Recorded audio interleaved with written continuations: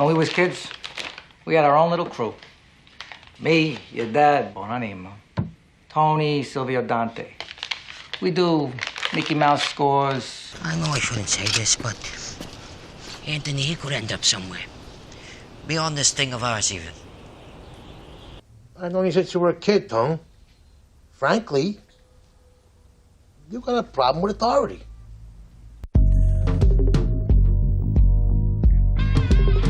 Silvio Dante's age in The Sopranos versus Sil's age in The Many Saints of Newark. Whatever happened there?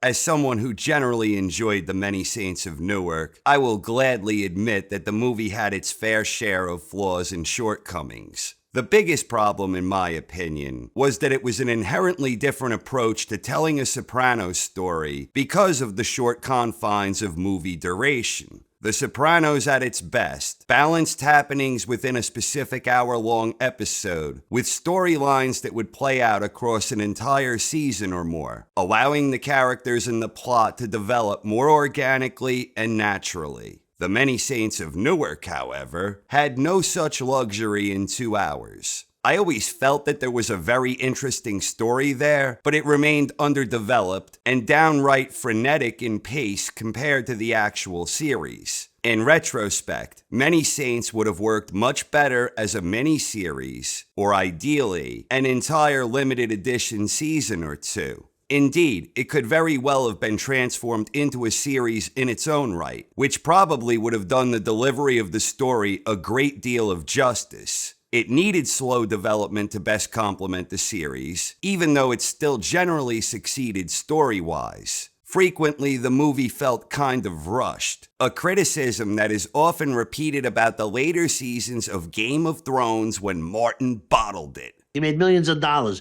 He's sitting on his ass. But the criticism is more warranted here. Many Saints was even more rushed in comparison because its predecessor was all about pacing and development, something the movie's time limitation would never permit. Even looking past that limitation, something else has always bugged me about the movie. What the hell is going on with Silvio's age in the prequel? Oof, Maron. Timeline got fucked up.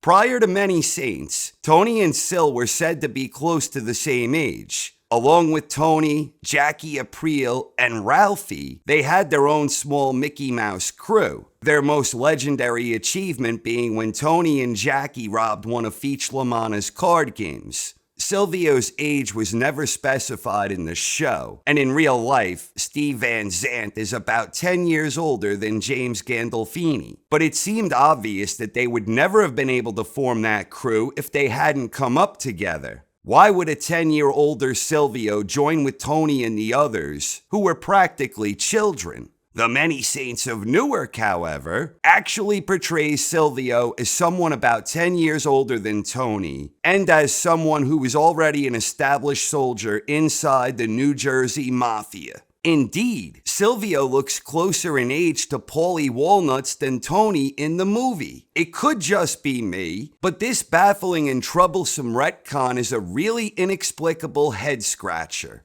Silvio is always an excellent consigliere for Tony, providing sound advice and reining him in when necessary, which was somewhat frequent given Tony's penchant for tripping himself up from time to time. Generally speaking, Tony and Sil got along very well and had a solid working relationship where they complemented each other to both of their benefit. This doesn't mean that they didn't have a few points of contention along the way, notably when Silvio had Patsy defy Tony's orders over some floor tiles. Ultimately, however, it worked, especially since Sil was clearly not leadership material, suffering from anxiety and ending up in the hospital when he took over the crew for a brief period. Otherwise, they seemed to respect each other, as evidenced by how they rarely argued, save when Sil was all fired up about Columbus Day. Compared to how Tony generally treated the rest of the crew, his relationship with Sil was different and special. It always seemed to me that their chemistry was rooted in a long friendship, where it was suggested they knew each other as well as any two mobsters did, with a rich history dating back to childhood, growing up together. When Tony's life was in the balanced compliments of Uncle June, Sil stepped up as acting boss, as mentioned earlier. It was also revealed here that Sil was the one who had been previously approached for the top spot before Tony, and that he declined because he always saw himself as a behind-the-scenes guy and a strategist who provided advice and guidance. These were areas where Sil excelled. When Sil did step into the top spot, he couldn't handle the pressure and the petty grievances that came with the territory, and was soon out of commission when the stress brought on anxiety-induced asthma complications.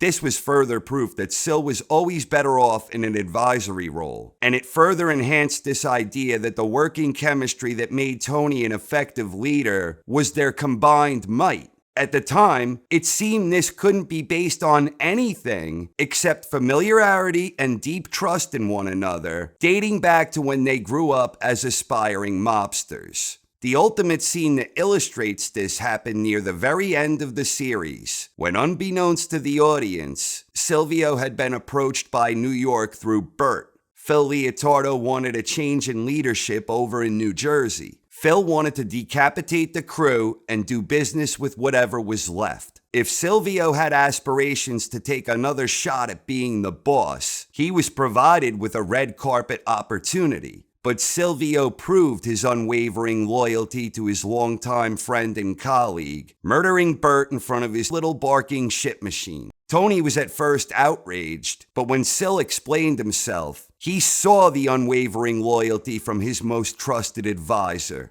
Sil was put to the test, and he stood strong. Guys are getting squeezed hard to sway them towards new management. I thought you'd be a part of it. And he got an answer. Again, all of this strongly suggests that Silvio and Tony had a deep-rooted past, and the type of bond that can only exist among those who have been close friends since childhood. In the movie, however, Silvio was already climbing the ranks when a much younger Tony Soprano was stealing ice cream trucks and giving free ice cream to kids in the neighborhood. Incredibly, they aren't really shown interacting in any meaningful way, with nothing at all to indicate the relationship they would one day have. For all the difference Sil makes in Tony's formative years, he might as well have not been in the movie. They would have been better cutting him out entirely and focusing on something more relevant. Otherwise, the increased age difference between the two doesn't make sense in the context of Sil's unwavering loyalty and devotion to Tony in the series. Why would Sil even have such devotion if he was from an earlier generation? A generation that is seemingly closer to that of Paulie than it is to Tony. It really is some baffling stuff. Timeline got fucked up for no good reason, opening another criticism of an otherwise decent movie. David Chase has some explaining to do. And don't even get me started on the disturbing lack of gabagool in the prequel. Ugh, Maron. Thanks for watching, everyone. I hope you enjoyed, and have a wonderful night. Just when I thought I was out, pull me back in. Jesus, you ever shut the fuck up and blow that fucking smoke somewhere else? What the fuck are you doing? Sil, take it easy. I'm losing my balls over here. This fucking moron's playing Hazel. I don't know what you're so hot about. They discriminate against all Italians as a group when they disallow Columbus. Now will you fucking stop? Group. Tony says no. I got your back. Tony be fine with it. What the fuck happened to Gary Cooper? That's what I'd like to know. He died.